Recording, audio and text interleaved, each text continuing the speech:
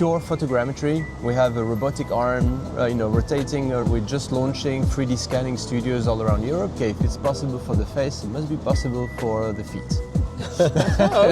Hi everyone, welcome to this second episode of XR Café. I'm honored to welcome Thibault. He's the co-founder and chief product officer of Vyking, a 3D and virtual try-on company that has been actually in the field for the past 10 years already. 10 years. So thank you for coming and let's share. Yes, thank you very much for having me. Thank you. First, before founding Vyking, you worked in sales, you worked as a product manager, and you actually were a product manager at Zalando at some point. Did you actually get the idea of Vyking there? So, in short, no. But it definitely helped because I was working in the online fashion world. So, my job was to launch the mobile apps for Android and iOS across Europe. So we definitely had to keep an eye on the best features to engage customers. But virtual try-on technology was never a conversation there. Okay. So the idea came up way later when I was in London with my co-founders, Matthew and Stefan, who, we thought that it would be great to create the same experience you had for face filters that Snap launched, as you know, but for feet, because we love sneakers. And we thought, okay, if it's possible for the face, it must be possible for the feet. Okay, so that's how it came up, actually. Yeah. I didn't know. Okay, that's cool. Because we've known each other for years, but actually it's the first time you're telling me it came from, you saw these face filters and actually you're like, wow, why not for the feet? And there's a big business opportunity there. Yeah, definitely. Very cool. And to make sure that there was a market for it, because it didn't exist. So we came up with the idea before Amazon, before Snap. So to make sure that there was an actual market, we created a fake concept video. Okay. Where we took a 3D model from Sketchfab, we found a CGI artist, we sent a video of our feet. Okay. And we say, can you put that shoe on that video? So, fake it till you make it. And we created a concept video that we put online on Instagram. And we say this is the future of sneaker shopping. And you saw some enthusiasm publicly, and people like it. Okay. Exactly. This was 10 years ago. This is 2015, right? This was 2015, exactly. Wow. Yeah. Wow. Nice. That's the backstory. And by the way, for context, this was even before Apple and Android released AR Kit, AR Core that allowed people to use AR on mobile. This was because they were released approximately around 2017, 2018. This was 2015, so you were very early. Very early. Yeah, very early. So I noticed you just mentioned you got the idea in London, but actually you created the company in Berlin. How did this happen? Because also you're French.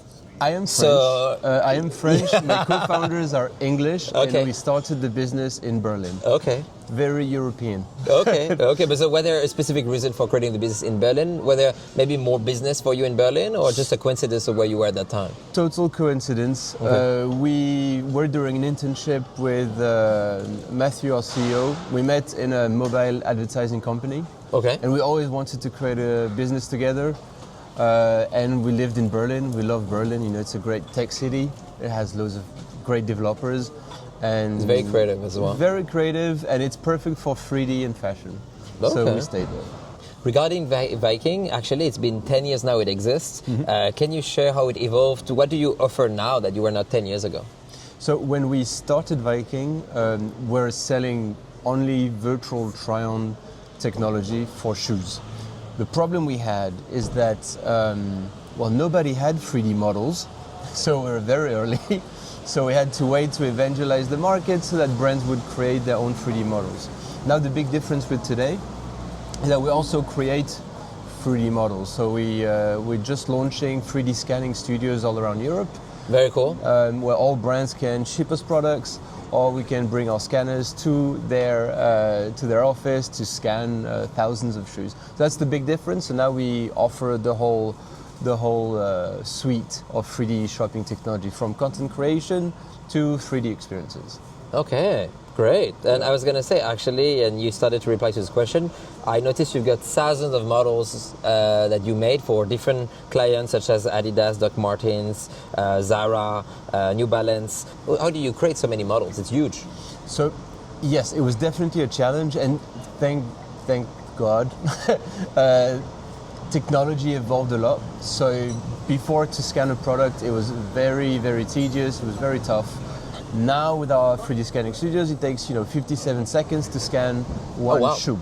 Okay. So it's pure photogrammetry. We have a robotic arm, rotating around the shoes. Wow. So I don't know. We're going into robotics. That's very I'll cool. show you a video. Okay. And rarely we model from scratch, although we have a 3D team, right?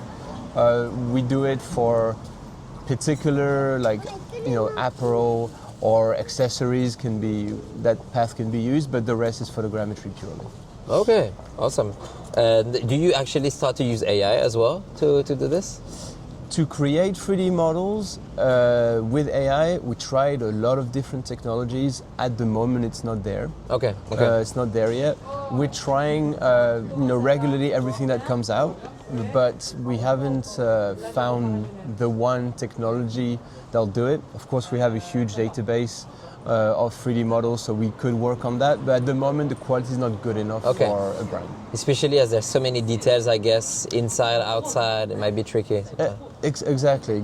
So like when a company like New Balance wants to have a 3D model of a shoe, they don't want something that looks like a New Balance, they want the exact replica.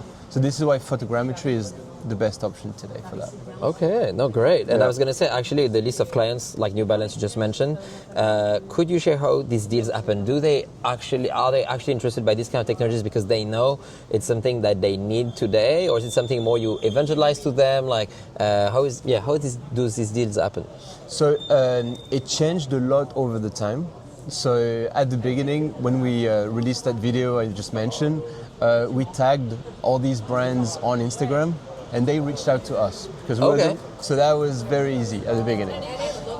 Now, we do classic sales. We reach out to the right people in these different companies, but we really believe that the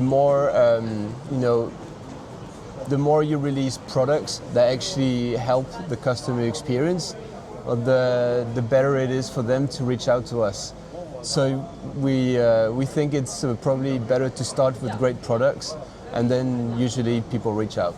Cool. And do you have data you can share publicly, maybe, of how it improves selling? Oh yeah, definitely. I mean, it really depends on how the brand integrates our technology. So we offer a 3D viewer, a virtual try-on, and CGI videos that can be used, right?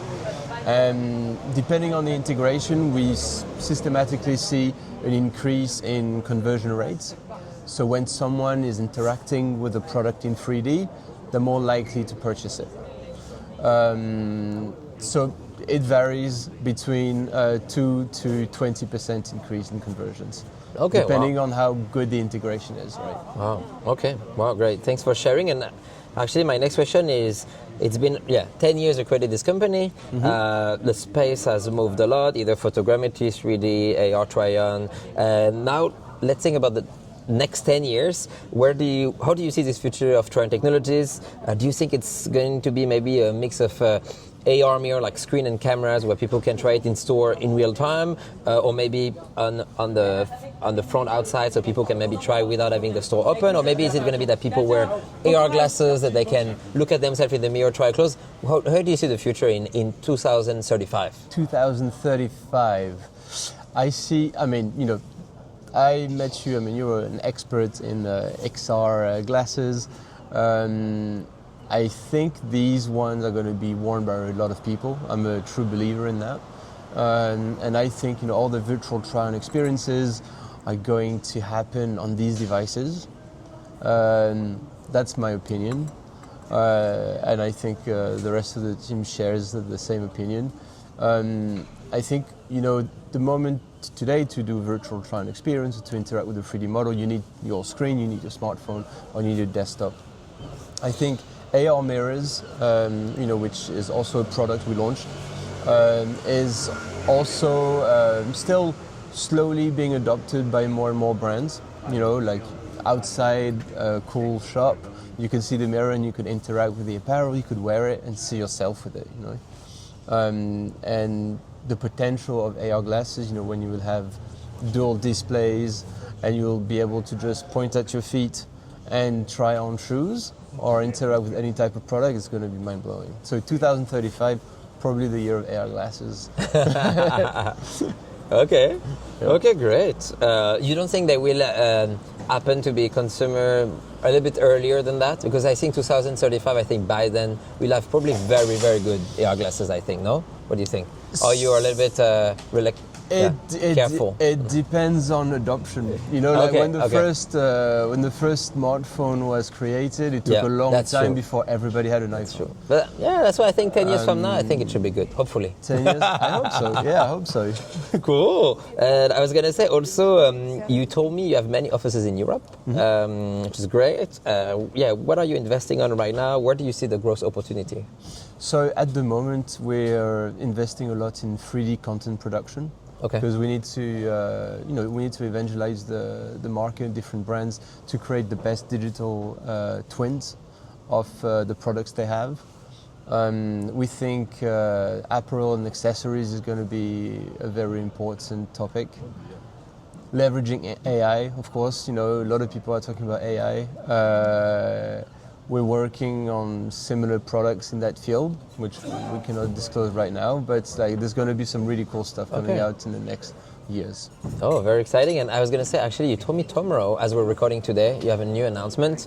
As this is released tomorrow, it's okay, you can share. Yes, What is this new announcement you have? So we're basically launching 3D scanning studios all around Europe. Okay. One in Paris, one in Berlin, and one in London. Awesome. The reason we're doing this is because, I mean, we're a European company. We want to make it as easy as possible for every fashion brand in Europe to ship us products, or we can also bring our scanners to their offices. So yeah, this is the big, we'll be releasing it, I mean, I guess it would be live when we release this, right? Yeah, that's right. So yeah, we're really excited about that. It's the first time we're releasing hardware. We've been focusing on software for such a long time. So it's a nice step as a company. Congratulations. And I would say to wrap up, if anyone wants to reach out to you, what would be the best way to do so? If any company is interested in building 3D content, how they can reach out to you? They can reach out directly on LinkedIn. Okay, LinkedIn. I reply to most of my messages. Okay, great. I can put the link also on this post so people will be able to reach out to you. So thank you so much, Thibault. Thank you for joining for this second episode of XR Café. I hope you like it. If you did, please drop a comment below and please share any feedback you have, because I'm going to try to keep improving this format for the next videos. Anyway, thank you so much, Thibault. Thank you, Oscar. Bye. You're the man.